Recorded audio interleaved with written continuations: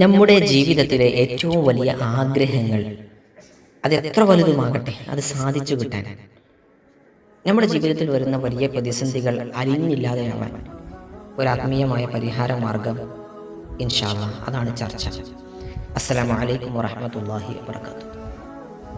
നമുക്കൊക്കെ ഒരുപാട് ആഗ്രഹങ്ങളുണ്ട് അല്ലേ? വലുതും ചെറുതുമായ ആഗ്രഹങ്ങൾ. അതൊന്ന് നിറവേറണമെന്ന് നിങ്ങൾ എപ്പോഴും പ്രാർത്ഥിക്കുന്നുണ്ട്. അതിന് വേണ്ട കാര്യങ്ങൾ നിങ്ങൾ ചെയ്യുന്നുണ്ടാകും. എന്നാൽ അതിനോടുകൂടെ നിങ്ങൾക്ക് ചെയ്യാൻ പറ്റുന്ന നിങ്ങളുടെ എത്ര വലിയ ആഗ്രഹങ്ങളും നിറവേറാനുള്ള ഒരു ആത്മീയമായ പരിഹാരം, ഇത് അതിന് കാരണമാകുന്ന ഒന്നാണ് ഇൻഷാ അല്ലാഹ്. എന്നിട്ട് അള്ളാഹുവിനോട് ദുആ ചെയ്യുമ്പോൾ സ്വാഭാവികമായും അള്ളാഹു ദുആ സ്വീകരിച്ചാൽ നമ്മുടെ ആവശ്യങ്ങൾ നിറവേറുമല്ലോ. നോക്കൂ, നിങ്ങൾ മഗ്രിബ് നമസ്കാരാനന്തരം സൂറത്തു യാസീൻ നിങ്ങൾക്കൊക്കെ അറിയാലോ. സൂറത്തു യാസീൻ എല്ലാവർക്കും അറിയാം. നിങ്ങളുടെ മനസ്സിൽ നല്ല നിയ്യത്ത് എന്താണോ ആഗ്രഹം, ആ ആഗ്രഹം വെച്ച് സൂറത്തു യാസീൻ നിങ്ങൾ പാരായണം ചെയ്യുക മഗ്രിബ് നമസ്കരിച്ചതിന് ശേഷം. എന്നിട്ട് ആത്മാർത്ഥമായി കണ്ണീരൊഴുക്കി അള്ളാഹുവിനോട് ദുആ ചെയ്യുക. ഇൻഷാ അല്ലാഹ് നിങ്ങളുടെ ആ ആഗ്രഹം നിറവേറാൻ ഇതൊരു കാരണമാകും.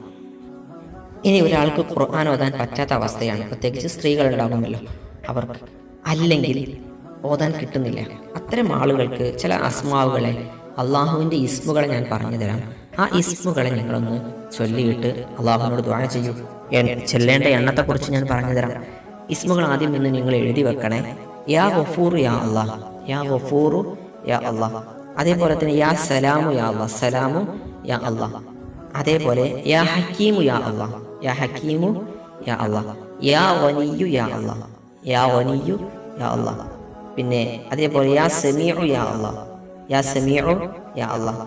ഇത്രയും അസ്മാഉകളുണ്ടല്ലോ, നിങ്ങൾ കേൾക്കുന്നുണ്ടാകും. അതേപോലെ യാ ഹക്കീമു യാ അല്ലാഹ്, യാ ഹക്കീമു യാ അല്ലാഹ് നമ്മൾ പറഞ്ഞു. യാ ലോറു യാ അല്ലാഹ്, യാ ലോറു യാ അല്ലാഹ്.